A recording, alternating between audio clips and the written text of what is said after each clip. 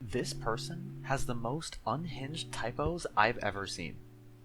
Not only are these typos happening all over the keyboard, but they are also very consistently spread throughout the entire message. This was so fascinating to me that I wanted to try to replicate this typing behavior with my programming background. I figured this could be a fun small project that could have some complexities that would make it very interesting and fun to complete. After some small setbacks, I finally finished my version 1 of the project, NinoCorrect. This is like AutoCorrect, but AutoCorrect will take your mistakes and try to figure out what you meant to type, and it will automatically replace those words. Instead of that, I will take perfect text with no mistakes and add in the flair of this crazy typing. Let's do a quick run through of how NinoType actually works. The first thing that NinoType does is swap two touching letters in the word. The next step is letter duplication. For each letter in the word, there is a chance that it could be duplicated. The final step is swapping letters for a neighboring letter on the keyboard. So what does this mean? What is a neighboring letter? This really just means any key that touches another key. There are a few rules I have created for realism and consistency, but for the most part, all touching keys will be viable neighbors. For example, the letter S touches keys W, E, D, A, Z, and X. Any of these keys will be substituted for the letter S. What gets crazy is when we use a key that is near the top row, because then we get neighboring number keys. The letter W touches keys 2, 3, E, Q, A, and S. I didn't include all of the keys on the keyboard, but most of them are viable neighbors. All of these steps are influenced by randomness, so a lot could happen or nothing could happen at all, and the word is completely untouched. Okay, let's run through an example. I'll use the word sock. The first step is swapping two touching letters, let's say O and C.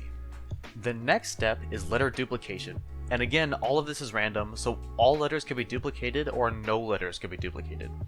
Let's say S is duplicated, and O is also duplicated. The final step is swapping letters for neighboring keys.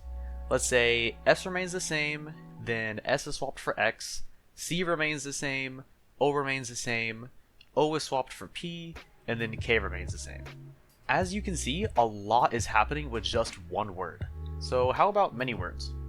I wanted to test scenarios where as much of the keyboard as possible was used. For this, I can use a pangram. A pangram is a sentence that uses all letters of a given alphabet, for example, the English alphabet. The most popular pangram is "the quick brown fox jumps over the lazy dog." Running through NinoCorrect resulted in "Quico brown fox mums over the lazy dog," semicolon. Another pangram is "waltz bad nymph for quick jigs vex," which resulted in "3 wutzel bad nim semicolon h period for quick jugs vec." And finally, one more is "glib jocks quiz nymph to vex dwarf," which resulted in "glib uwaxix quiz nim left bracket h to bez dwarf." This may seem like a solid foundation and good examples, but what if I want more than just a few words?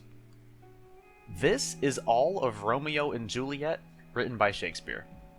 I have taken this file as input and generated this entire output file with NinoCorrect. Every single line in this output file has been affected by NinoCorrect and all of the steps we have covered. I'll leave you with my favorite findings throughout this process.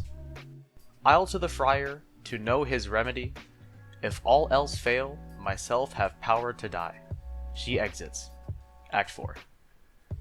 9/LL Yul fi friar to ko hose wrecked.